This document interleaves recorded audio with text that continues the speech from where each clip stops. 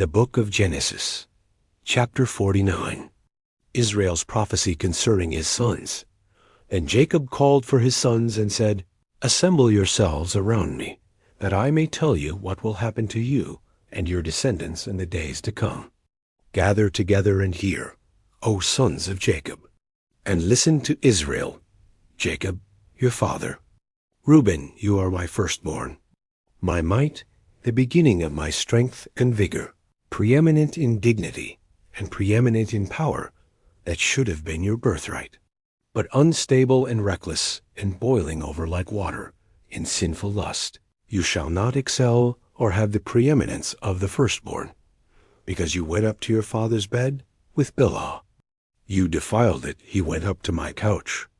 Simeon and Levi are brothers, equally headstrong, deceitful, vindictive, and cruel. Their swords are weapons of violence and revenge. O my soul, do not come into their secret council. Let not my glory, honor, be united with their assembly, for I knew nothing of their plot. Because in their anger they killed men, an honored man, Shechem, and the Shechemites, and in their self-will they lound oxen. Cursed be their anger, for it was fierce, and their wrath, for it was cruel.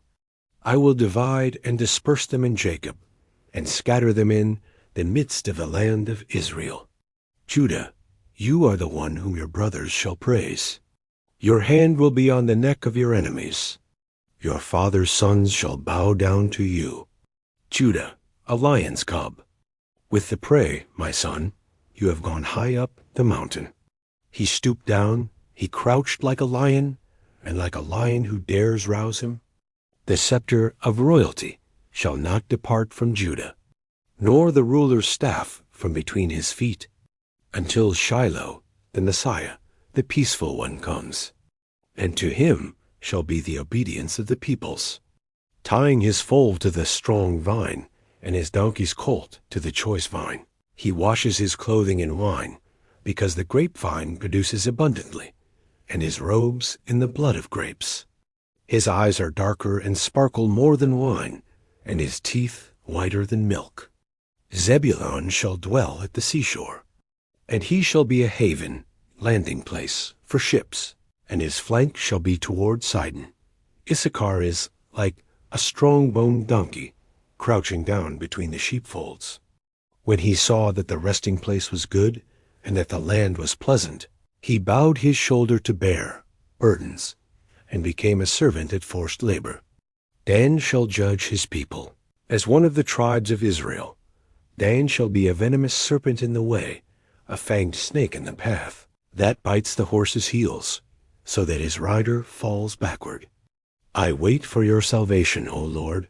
As for Gad, a raiding troop shall raid him, but he shall raid at their heels and assault them victoriously. Asher's food supply shall be rich and bountiful, and he shall yield and deliver royal delights. Naphtali is a doe let loose, a swift warrior, which yields branched antlers, eloquent words. Joseph is a fruitful bough, a main branch of the vine, a fruitful bough by a spring, a well, a fountain. Its branches run over the wall, influencing others. The skilled archers have bitterly attacked and provoked him. They have shot at him and harassed him. But his bow remained firm and steady, in the strength that does not fail. For his arms were made strong and agile by the hands of the mighty one of Jacob, by the name of the shepherd, the stone of Israel, by the God of your father who will help you, and by the Almighty who blesses you with blessings of the heavens above, blessings lying in the deep that couches beneath, blessings of the nursing breasts and of the fertile womb. The blessings of your father are greater than the blessings of my ancestors, Abraham and Isaac, up to the utmost bound of the everlasting hills. They shall be on the head of Joseph, even on the crown of the head of him who was the distinguished one, and the one who is prince among, separate from his brothers. Benjamin is a ravenous wolf. In the morning he devours the prey, and at night he divides the spoil. All these are the beginnings of the 12 tribes of Israel. And this is what their father said to them as he blessed them, blessing each one according to the blessing appropriate to him. He charged them and said to them, I am to be gathered to my people.